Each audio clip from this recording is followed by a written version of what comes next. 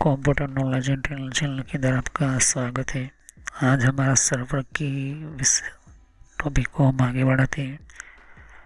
तो computer knowledge internal channel के अंदर हम बात करें माइक्रोसॉफ्ट लिनक्स के अंदर या फिर यूके की, चाहे वो लिनक्स हो माइक्रोसॉफ्ट हो, हर तरह के सर्वर्स के अंदर हमारा मेन इंपॉर्टेंस होता है कि अगर आप कोई भी अपने सिस्टम इंस्टॉल करते हैं तो बहुत सारी चीज़ें जो है उसकी पहले प्रिपरेशन करनी पड़ती है। इससे डायरेक्टली कोई भी सर्वर जो है हम इंस्टॉल नहीं करते। ये चीज़ बहुत इंपॉर्टेंट है। मैंने आपको फॉरेस्ट डोमेन मॉडल वगैरह समझाया था। सर्वर इंस्टॉल करने से पहले आपको नेम ऑफ कंपनी, ऑर्गेनाइजेशंस वगैरह आदि चीज़ देखनी है। Register domain name, clear purchase कैसे करना होता है, आईपी एड्रेस फिक्स वगैरह मैंने आपको समझाया था। ओके, इसी के ऊपर मैं आपको हम वीडियो आगे आज हम समझेंगे। लास्ट वीडियो में ये चीज़ वीडियो देख लीजिए, फिर आगे हम पढ़ेंगे इसके बारे में। ओके, तो ऑलमोस्ट जितने भी पिछली वीडियोस के अंदर मैंने कहा था कि main important of name of company, organisations हो, ब्रांच हो या कोई भी हो, गवर्नमेंट वगैरह जो भी हो, वो बहुत इंपॉर्टेंट होता है। हमारी प्रैक्टिस में हमारे सिस्टम्स के अंदर हम ये नाम रखेंगे। ओके, जब हम प्रैक्टिस करना स्टार्ट करेंगे तो गोल्डन भारत ये नाम रखेंगे। अब पूरे वर्ल्ड के अंदर जो भी हमारा होता है वो हमारा जीमेल किससे होता है वो भी हमें दिखना होता है। डोमेन क्या होता है ये भी बताया था मैंने आपको, जाकर देख लीजिए इन सभी वीडियोस को, वरना पता नहीं चलेगा। ओके, डोमेन कैसे चेक किया जाता है ये भी मैंने आपको बताया था। कोई भी सर्वर यूज़ करो, चाहे लिनक्स यूज़ करो या माइक्रोसॉफ्ट यूज़ करो, इन सभी स्टेप्स को आपको फॉलो करना पड़ेगा। ओके, और स्पेशल डोमेन, चाइल्ड डोमेन्स वगैरह जो है मैंने आपको समझाया था, ये वीडियो जाकर देख लीजिए, वरना आपको जो है पता नहीं चलेगा। क्योंकि आप जो है ये सारी चीज़ें जो है इसकी आपको प्रिपरेशन, आपको तैयारी करनी ही पड़ेगी। उसके बाद आप ऑपरेटिंग सिस्टम इंस्टॉल कर सकते हो। तो परचेस करना होता है आईपी एड्रेस को और कैसे होता है ये सब कुछ मैंने आपको इस वीडियोस की जानकारी मैंने दी थी। ओके, तो बेसिक कंप्यूटर की तरह ये बेसिक सर्वर का मेन इम्पोर्टेंट पार्ट है। ओके, इसके बिना आप जो है यूज़ नहीं कर पाओगे। ओके, तो ये इस जितना हो सके इन सभी वीडियोस को जाकर देख लीजिए। आपको लास्ट वीडियो में मैंने आपको मैं सब कुछ समझाया था। ओके, तो ऑलमोस्ट जितने भी हमारा आईपी एड्रेस होता है, हम किस तरह से इसकी ज़रूरत होती है, हम आईपी एड्रेस की परचेस करते हैं। परचेस करते वक्त हमें चीज़ जो है कंसिडर करनी होती है। ओके, आज हमारा इम्पोर्टेंट एक टॉपिक इसी ही हमारे आईपी एड्रेस के अंदर सर्वर नेम और आईपी एड्रेस के बारे में हम बात करते हैं। तो ऑलमोस्ट जितने भी हमारे कंप्यूटर्स होते हैं या कोई ना कोई सिस्टम्स होता है, वो कंपनी जो होती है जहाँ से हमारी ऑपरेटिंग सिस्टम बनती है, चाहे माइक्रोसॉफ्ट हो गया, लिनक्स हो गया, मैक ऑपरेटिंग सिस्टम हो गई, जो भी हो, वो डिफ़ॉल्ट नेम अपने हिसाब से हमारा सिस्टम के अंदर ऐड करके देती है। तो अगर आप डिफ़ॉल्ट सर्वर नेम डालते हो तो डिपेंड करता है कि आपका सर्वर जो है वो पहले आप इंस्टॉलेशन करने के बाद सर्वर का नेम या ऑपरेटिंग सिस्टम का नेम बदल सकते हो। अगर आप एक बार अपनी एक्टिविटी ऐड कर ली और अपने सर्वर का नेम चेंज करने की कोशिश की या फिर कुछ प्रॉब्लम हो गई तो इसको किस तरह से रिकवर करना होता है वो भी मैं समझाऊंगा प्रैक्टिकल करके। लेकिन अभी इतना समझो कि सर्वर का जो नेम जो होता है वो किससे होता है, वो किस तरह से हमें सर्वर का नेम का इम्पोर्टेंस क्या होता है और इसके साथ आईपी से क्या लेना देना। ओके, तो चलिए हम वीडियो को शुरू करते हैं और समझते हैं यहाँ पर सर्वर नेम आईपी एड्रेस के बारे में।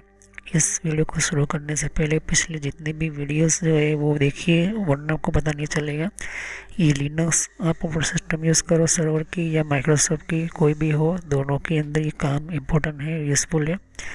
तो चलिए हम नेक्स्ट वीडियो में हम और भी आगे अच्छी तरह से आईपी एड्रेस को कोशिश करेंगे प्रैक्टिकल करके बताने की। लेकिन अभी इस वीडियोस के अंदर कि हमारा ये आईपी एड्रेस के बारे में ये सर्वर नेम से क्या लेना है बहुत इम्पोर्टेंस है। ओके, क्योंकि लोग जो है इस चीज़ को भूल जाते हैं और जो है उनके सर्वर्स के अंदर भी जब कनेक्टिविटी या कॉम्बाइनिंग या फिर कोई रूल या फिर या कोई पॉलिसी या फिर कोई फीचर्स मूव करवाना होता है या फिर ट्रांसफ़र करवाना होता है, तो ये दो चीज़ें बहुत इंपॉर्टेंट बन जाती है। ओके, तो चलिए वीडियो को शुरू करते हैं और समझते हैं इस वीडियो के बारे में। सब्सक्राइब करो, बेल आइकन पर क्लिक करो और इस वीडियो को लाइक करना मत भूलिए।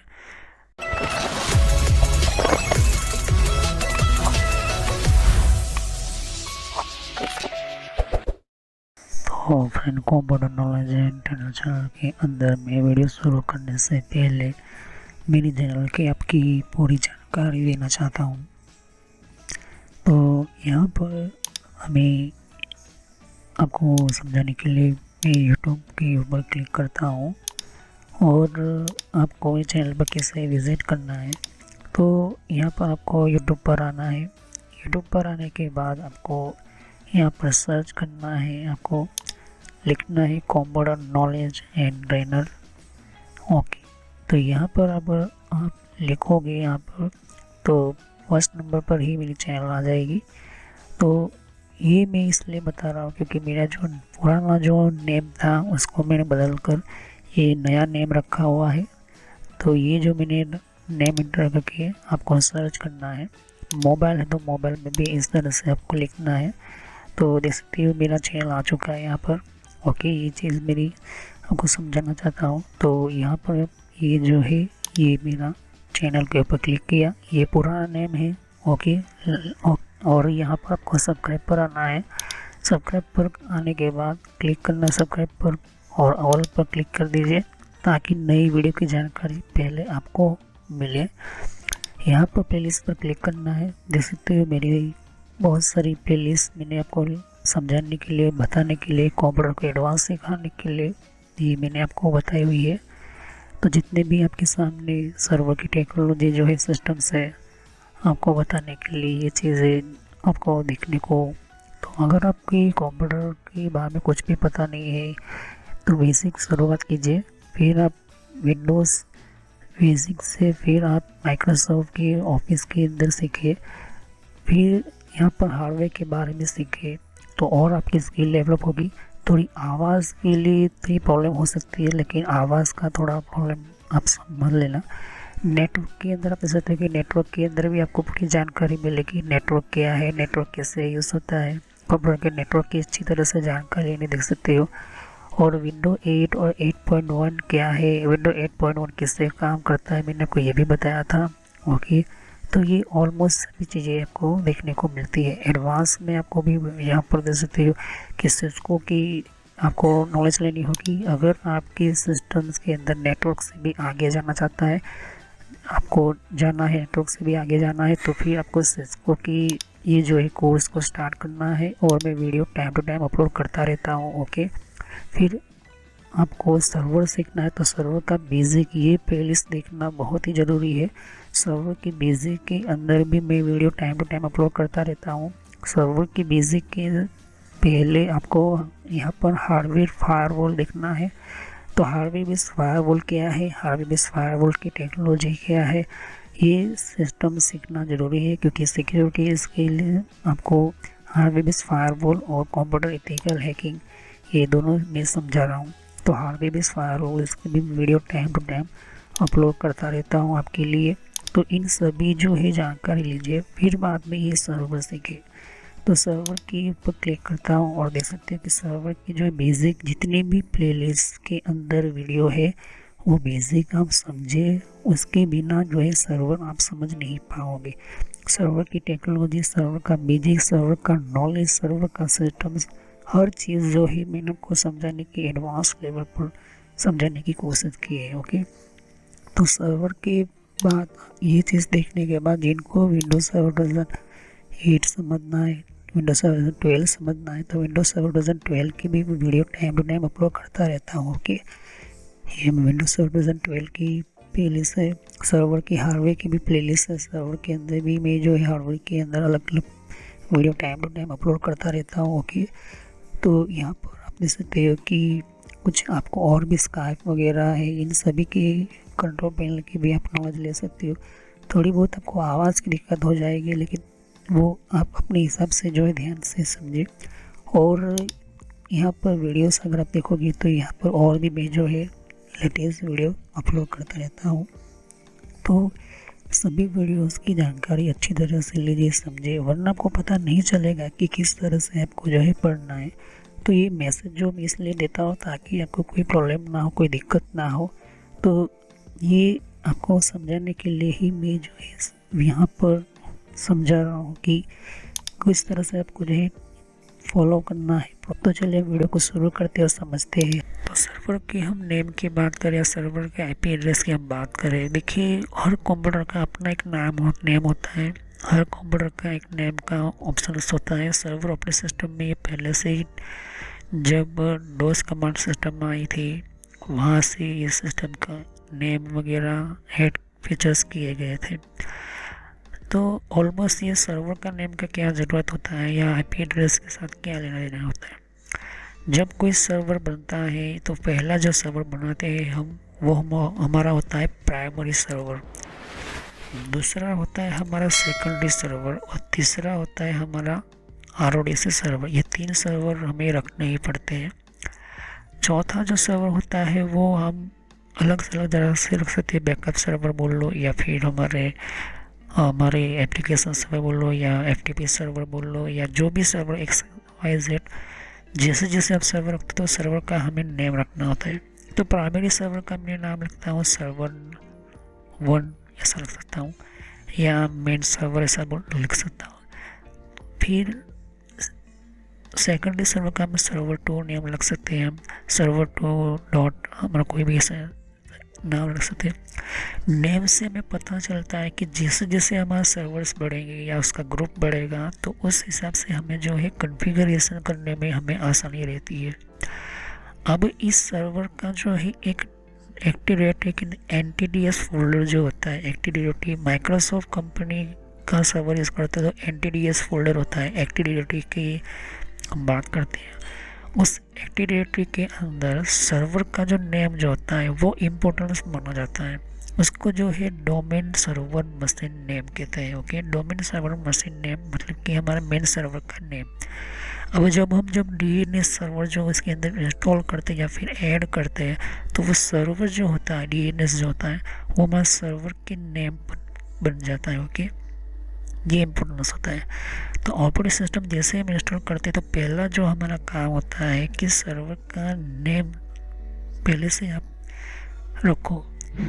दूसरा कि आप सर्वर का जो सिस्टम जो है या सर्वर की हमारी एक यूके की पॉलिसी होती है, उन पॉलिसी को इम्प्लीमेंट करने के लिए जैसे कि डोमेन कंट्रोल पॉलिसी हो गई, एक्टिव डायरेक्टरी डोमेन पॉलिसी हो गई, यूज़र एंड ग्रुप की पॉलिसी हो गई, लोकल पॉलिसी हो गई, वेब पॉलिसी हो गई, फिर हमारी ग्रुप पॉलिसी हो गई, यूज़र एंड राइट्स हमारे FTP पॉलिसी हो गई। बहुत सारी पॉलिसी है जिनमें 4 मेन पॉलिसी होती है, active directory policy, domain policy, domain control policy और हमारी जो हमारी ऑर्गेनाइजेशन यूनिट होती है OU होता है या फिर यूका की उस पॉलिसी को इम्प्लीमेंट करने के लिए इनके लिए भी हमें सर्वर नेम की ज़रूरत पड़ती है। ओके, सर्वर नेम जो होता है अब DNS सर्वर के अंदर एंटर होने के बाद DNS के अंदर IP एड्रेस इम्पोर्टेंट होता है। ओके,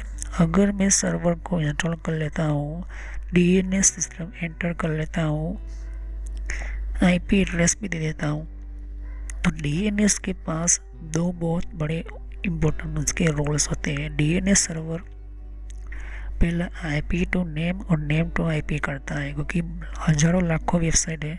उन वेबसाइट में आपकी वेबसाइट कौन से नाम की है और कौन सा उसका IP एड्रेस है तो वो पता लगाने का और उसका रिप्लाई भेजने का काम हमारा DNS सर्वर करता है। यहाँ तक कि DNS सर्वर के अंदर उस प्रोसेस के साथ आपका जो वेबसाइट है या फिर सर्वर है या उस सिस्टम को रिमोटली एक्सेस करते हो, VPN करते हो, तब भी DNS ही यूज़ होता है। लोगों को ये नहीं पता होता है ओके कि DNS सिर्फ हमारी वेबसाइट के लिए होता है, ऐसा नहीं होता है। DNS बहुत सारी चीज़ों के लिए यूज़ होता है। आगे जाके मैं काफ़ी डिटेल में और प्रैक्टिकल करके एक एक चीज़ बताऊँगा। बहुत सारे DNS की वीडियोस आएंगे जिनमें हम देखेंगे कि DNS को अगर हम एक जगह से दूसरी जगह पर मूव होने पर उस सेकेंडरी सर्वर में क्या रिएक्शन होता है ये भी हम देखेंगे आगे जाके। तो यहाँ पर DNS जो होता है वो सर्वर नेम बहुत इंपॉर्टेंट लेवल रखता है, इसलिए सर्वर का जो नेम हुआ वो पहले से आप सोच कर रखो कि मेरे 6 सर्वर, तो पहले सर्वर का नाम क्या होना चाहिए, दूसरे वाले का क्या होगा। इस तरह से जो है लिस्ट बनाकर आपको रखनी ज़रूरी है। अब उसके साथ IP एड्रेस भी आपकी फ़िक्स होनी चाहिए। ऐसे मैंने पिछले वीडियो में कहा कि IP एड्रेस जो अगर हमारा चेंज होता है तो क्या होता है, क्योंकि वो डीएनएस ये समझता है, उसकी स्क्रिप्टिंग प्रोग्रामिंग ये समझती है कि ये जो है उसकी मेन पोजीशन और ये आईपी एड्रेस हमारी रिकॉर्ड में नहीं है। तो वो जो रिक्वेस्ट जो होती है वो हमारी रिक्वेस्ट जो होती है वो यूँ कहे कि वो उस आईपी एड्रेस के हिसाब से वो नहीं ऐड होती, क्योंकि हमारा सर्वर एक्चुअली में आईपी बेस पर काम करता है, लेकिन उसको नेम पर लाने के लिए डीएनएस सर्वर का फैसिलिटी उसका प्रोग्राम होता है। ओके, ये डीएनएस सर्वर से ही हमारा आईपी एड्रेस तक वो डेटा पहुंचता है और वो सीधा जो है हमारा फिर उस आईपी एड्रेस के थ्रू हमारा डेटा स्टोर होता है हमारे सिस्टम्स के अंदर, या फिर रिप्लाई होता है, जो भी रिक्वेस्ट वगैरह फैसिलिटी होती है वही चीज़ यहाँ पर हमारा सर्वर के हिसाब से होती है। अब हम आगे जाते हैं आईपी एड्रेस के ऊपर। देखिए, आईपी एड्रेस पब्लिक और प्राइवेट दोनों होते हैं। मैंने पिछले वीडियोस में काफ़ी डिटेल में बात की थी। तो अगर कोई भी ऐसे सर्वर का नेम और आईपी एड्रेस जो होता है वो रिक्वायर होता है हर सर्वर के फंक्शन के लिए। ओके, हर सर्वर के फंक्शन के लिए होता है, लेकिन मैन्युअली इंटर होता है इंस्टॉलेशन कंप्लीट होने के बाद। ओके, ये दोनों चीज़ें जो है आपकी सर्वर वर्जन 8 हम रिलीज 2 हम इंस्टॉल करेंगे, ऑपरेटिंग सिस्टम इंस्टॉल करेंगे, तो मैं बताऊंगा कहाँ पर इसका चेंज करना है। फिर 2012 होगा, 16 हो गया माइक्रोसॉफ्ट के अंदर, तो मैं बताऊंगा कि किस तरह से नेम चेंज इंपॉर्टेंट चीज़ें एंटर करनी होती है। तो एक्चुअली में इंस्टॉलेशन कंप्लीट होने के बाद ये जो है सर्वर का हमें जो है पहला नेम बदलना होता है और आईपी एड्रेस देना है। अगर आपने ये चीज़ अटेंड नहीं की तो वो जो आंसर फाइल यूज़ करेगा, इंस्टॉलेशन जो होता है आंसर फाइल होती है। आंसर फाइल का मतलब होता है कि एक तरह की फाइल हम बनाते हैं जो कि एक तरह की पहले से ही ऐड की गई हुई सेटिंग्स होती है, सिर्फ उसको रन करवाना होता है प्रोग्राम की तरह। तो वो जो अपने अपने हिसाब से जो है प्रोग्राम स्टार्ट करेगा, वो जो है ट्रांसफ़र करना शुरू करेगा। ओके, तो अगर मेरा सर्वर्स है, अभी यहाँ पर सिंगल सर्वर है, सिंगल सर्वर तो सबको पता है कि यही सर्वर है, यही सर्वर, लेकिन यहाँ पर 15 सर्वर है। ओके, 15 सर्वर है। अब इस वाले सर्वर के अंदर प्राइमरी है, दूसरे के अंदर सेकेंडरी सर्वर है, थर्ड सर्वर हमारा वेबसाइट हो गया, जो भी हो गया। तो वेबसाइट का कोई ऑप्शन कोई यूज़ करा तो वेबसाइट का डेटा कैसे जाएगा, पहले प्राइमरी जाएगा, तो वेबसाइट का कनेक्शन है तो वेब प्राइमरी का कनेक्शन से फिर सीधा जाएगा वेब सर्वर के पास। जो भी डेटा जाएगा इसी के हिसाब से जाएगा, इसी के सिस्टम के अंदर से आएगा। इस तरह से जो है हम अलग अलग जो है फंक्शंस के अंदर मशीन का जो है लोड जो होता है एक ही सर्वर में भी हम रख सकते हैं, लेकिन एक सर्वर के अंदर हम कोई भी चीज़ रखेंगे तो पूरा लोड जो है इसी मेन मशीन पर पड़ेगा। और प्रॉब्लम क्या होगी, ये जो सर्वर जो है डाउन हो जाएगा। डाउन मतलब कि बहुत डाउन हो जाएगा। तो ऐसा ना हो इस वजह से हम ये चीज़ें रखते हैं। ओके, तो यहाँ पर इंस्टॉलेशन जो होता है वो जब ऐसे ही हमारा हो जाता है तो वो हमारा मेन इम्पोर्टेंट होता है कि सर्वर का नेम, ये मेन इम्पोर्टेंट। दूसरा आईपी एड्रेस चेंज नहीं होना चाहिए, मैंने कहा था। ओके, इस वजह से जो है प्राइमरी सर्वर के अंदर डीएचसीपी सर्वर हम रखते हैं। ओके, प्राइमरी सर्वर के अंदर डीएचसीपी सर्वर रखते हैं, दूसरे सर्वर सेकेंडरी में भी डीएचसीपी रखते हैं, लेकिन वो जो होता है वो किस तरह का होता है, इसी का ही हमारा एक क्लोनिंग सिस्टम ऐसा समझ लो। तो अगर हमारा डीएचसीपी सर्वर इसके अंदर है और ये अगर ये क्रैश हो जाता है या फिर इसके अंदर शॉर्ट सर्किट कुछ भी होकर वो बंद हो जाता है तो सेकेंडरी सर्वर उसका प्राइमरी सर्वर बन जाएगा। ओके, तो ये चीज़ आपको ध्यान में रखनी होती है, ये समझनी होती है। ओके, तो जब भी कोई कंप्यूटर स्टार्ट होता है तो प्राइमरी सर्वर कौन सा यूज़ होना है, सेकेंडरी सर्वर कौन सा यूज़ होना है, किस तरह से यूज़ होना है, ये आईपी एड्रेस के अंदर हम इनबिल्ट करते हैं। डीएचसीपी सर्वर्स के साथ साथ सर्वर डीएनएस के अंदर भी हम देखते हैं। उसके साथ जो अगर हम चेंज करते हैं सर्वर, एक बार इंस्टॉलेशन कंप्लीट होने के बाद फिर हम आईपी एड्रेस डालते हैं, फिर एक्टिव डायरेक्टरी सर्वर कंप्लीट बनने के बाद अगर हमने नेम सर्वर यहाँ पर सर्वर का नेम चेंज करने की कोशिश की तो बहुत सारे जो सर्विसेज होती है, फीचर्स वगैरह, रिकॉर्ड्स वगैरह जो है वो अनअटैच सिस्टम्स या फिर अनलेस हो जाएंगी, मतलब कि यूज़ नहीं हो पाएगी, क्योंकि वो जो है नेम चेंज कर दिया है। तो सर्वर का नेम बहुत इंपॉर्टेंट होता है। ओके, अब हम इसको यहाँ पर रियल लेवल में समझते हैं। बीच में इंटरनेट है, वीपीएन कोई हमारा कोई ब्रांच यूज़ कर रहा है, हमारे हेड ऑफिस से हमारा डेटा सेंटर्स भी यहाँ पर है, इंटरनेट यहाँ पर भी है। कोई सिस्टम है, कोई कंपनी से, कोई फैक्ट्री है, कोई वायरलेस कनेक्शन से यहाँ पर कनेक्ट किए।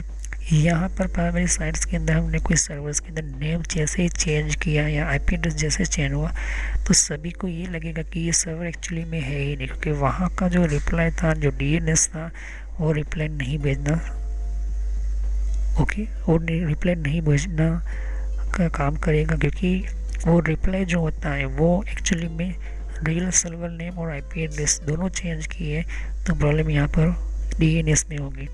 तो डीएनएस के अंदर एरर आना स्टार्ट होती है। वो एरर क्या होती है वो मैं आपको प्रैक्टिकल करके बताऊंगा, वो भी मैं आपको समझाऊंगा कि एरर कैसे सॉल्व करनी है, ये भी बताऊंगा। तो ये चीज़ आपको ध्यान में रखनी ज़रूरी है, क्योंकि ये बहुत important part of VO systems है, ओके। तो हम जो है हमेशा यूनिक आईपी एड्रेस असाइन करते हैं हमारे सिस्टम के नेटवर्क एडेप्टर के अंदर, ओके।